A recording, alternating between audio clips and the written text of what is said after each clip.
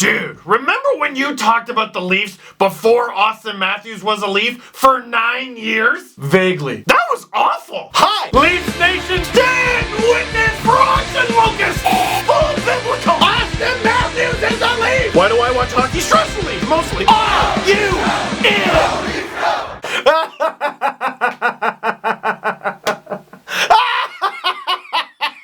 Boo. The boogeyman strikes again. Leafs win 4-3 in overtime over the Montreal Canadiens, winning their first game over the Montreal Canadiens in 15 tries. Montreal had beaten the Leafs the 14 previous times they had played, and I think that's dumb. Oh, you mean when they were crap? Yes, well, I do believe that. I know it's a little weird that they didn't sneak in a win here or there, but they suck. Now, Auston Matthews. Alright, I'm sorry this video was late. I was at a wedding. Here's proof.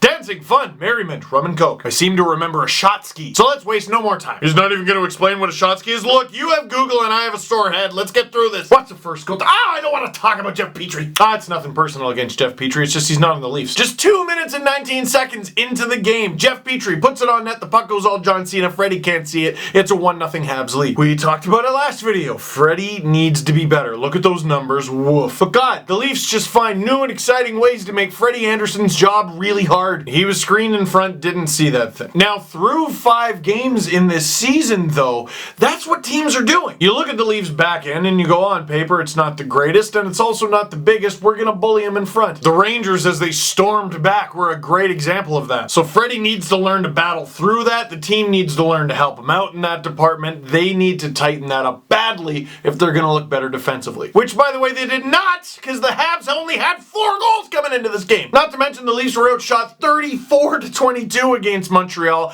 and they only had the lead for 8.5 minutes. Let's get to the fun part. Leaf goal. Off the face-off, puck goes off Lehkonen stick. JVR shoots it in. That shot beat Carey Price. Are you sure? JVR's 4th of the season in 5 games. The Leafs tie it up that quickly. JVR's already got 2 goals that look like that so far this season. He had one in the first game against Steve Mason, and he had another one in this one against Carey Price. Yeah, there's lots of luck involved, but good on him for just get it there. Just get it on the net. Because this shot, and if I'm not mistaken, the one that he took against Mason, both shots suck, but the goalies were just hard to stop what you don't expect, and apparently that applies to Carey Price too. 40 some odd seconds later, Auston Matthews flips the puck out of trouble, follows it. A Montreal defender tries to clear it. He bats it out of air and snipes it on Carey Price. This man, allegedly, he might be an alien, passed the puck to himself twice on purpose and sniped on Carey Price. And you might say, oh, well, Price wasn't said. He accidentally stumbled before that goal happened. That only supports my alien theory. Because Matthews can grab the puck out of midair like Magneto, but play mind tricks like Professor X while going full speed ahead like the Juggernaut. I think Matthews' greatest attribute is that he's a Leaf. Yo, he used to not be. Do you remember that? I don't. Oh my god. Oh wait, there's more game to be played? You should have told Andreas Borgman back. Leafs are killing off a penalty. Zach Hyman is being an annoying young man, and he's taking the puck away from the Canadians, and he's stifling them, and things are going well. Leo Komarov is in there being annoying in 5 languages. Things are going great. Borgman's too aggressive at the blue line. The Habs break free for a 2-on-1 on the power play, and Galchenyuk, Alex Galchenyuk, because of course, scores to tie it at 2s. And then midway through the second, Jonathan Drouin scores a goal. His first as a Hab. Oh, there it is. Forget all this Matthews is a Leaf stuff. It's the same old Leafs. What do we got? We got leaving a goalie out to dry. Blown defensive coverage. 3 players get their first of the season. One of them is an obvious first-line player who's been demoted to the 4th line who desperately needed a goal, and here you go, Johnny. And then the Leafs hand the first goal to Jonathan Drouin, a guy who arrived in Montreal with the hype of Matthews, McDavid, and all the Star Wars movies combined. Oh, and Matthews ties. No, they called that back. The only way to make the show This Is Us more depressing is to make it about the Leafs. Should I calm down? I don't know, man. This is 11 years of this. Okay, no, I'll give them time to prove me wrong. I'll give them exactly 1 minute and 7 seconds. Wow, right on time. Chaos in front. Carey Price is spun around, which is ideal, certainly not for him. And Patrick Marleau bangs it. Nope, ref called it back again. Jeez! This one was hilarious when they show the review because the ref he's like climbing on the net and he definitively waves it off. You know, we do a lot of complaining, but thank goodness for video review. Because back in the day, that puck that went in, it was just called not in. You know why? Because Gus missed it. Gus, didn't you see that? I don't know. Is that pretty close? He's a good goalie. I assume he stopped it. Gus, you really need glasses. I know that, but it's the old days and glasses are seen as a sign of weakness, and I'm worried you'll all call me a wimp.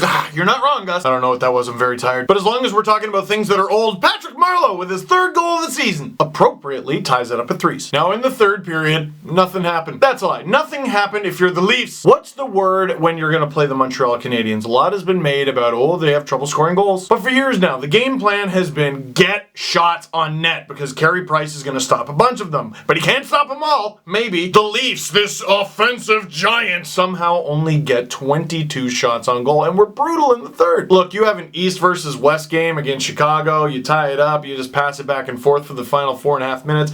Both get an easy point. That's fine. I get it. That's a divisional rival, man. You got to do better than that against Montreal. Now, you got to give the Habs credit, because what is the word on the Leafs? They have an incredible offense. While the amount of shots the Leafs had on goal was only 22, the amount of shots that the Habs blocked from the Leafs was 27. If you include shots that were blocked, the Leafs actually outshot the Habs 49-48. Blocking shots is a funny thing, because you don't want to have to do it, but when you do have to do it, you have to do it. It's like if the dog poops in the house. Yes, you're disappointed that you're in that position to begin with, but you can't just leave it there. So anyway, overtime. Freddie, whoo, big save. Willie, oh, he's got the puck. Streaking down the wing past Thomas McCann's career. Throws a little sauce over to Matthews. Now, what if we had screamed at us from the time we were born? Alright, can't you just keep your stick on the ice and good things happen? But nowadays, you have new sayings like when Auston Matthews says, if you hide the puck under the bed, I'll still find it. The boogeyman bats the pass out of midair, takes it, and who's he got to score on? Oh, I believe his name is Carey. It doesn't matter what his name is. Snipe it, the Leafs win 4-3 in overtime. Oh, Steve, silly prop. No, I wear this for insurance purposes now. Question of the game.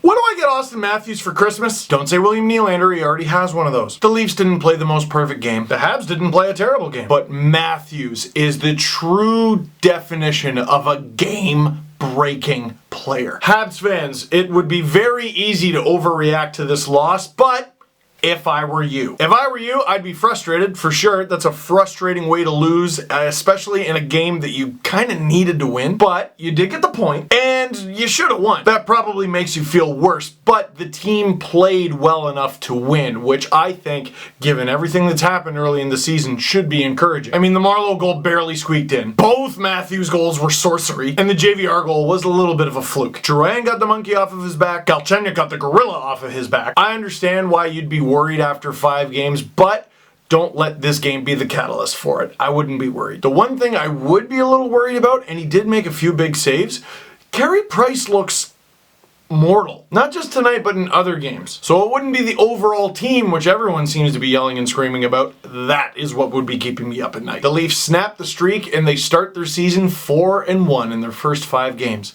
It's a good time. So that is it for this one. Sorry it was so late, but thank you very much for watching. Click like if you like this video. Click subscribe if you really liked it. Tell all your friends, and the next video is a Leafs Caps rematch.